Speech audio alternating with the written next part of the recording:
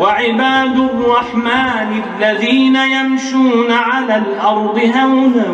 وإذا خاطبهم الجاهلون قالوا سلاما والذين يبيتون لربهم سجدا وقياما والذين يقولون ربنا اصرف عنا عذاب جهنم إن عذابها كان غراما إنها ساءت مستقرا ومقاما والذين إذا أنفقوا لم يسرفوا ولم يقتروا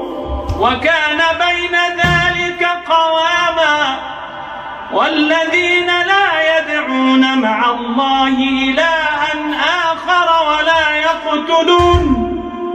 ولا يقتلون النفس التي حرم الله إلا بالحق ولا يزنون ومن يفعل ذلك يلقى أثاما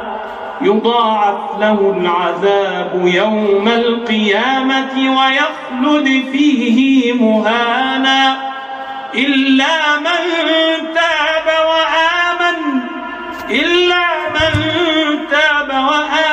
وعمل عملا صالحا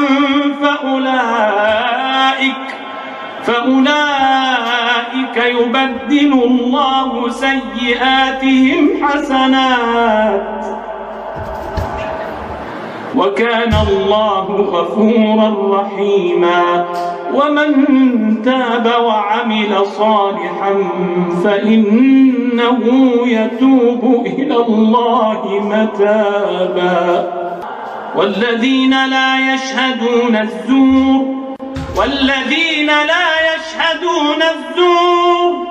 والذين لا يشهدون الزور وإذا مروا باللغو مروا كراما والذين إذا ذكروا بآيات ربهم لم يخروا عليها صما وعميانا والذين يقولون ربنا هب لنا من أزواجنا وذرياتنا قرة أعين واجعلنا للمتقين إماما أولئك يجزون الغرفة بما صبروا ويلقون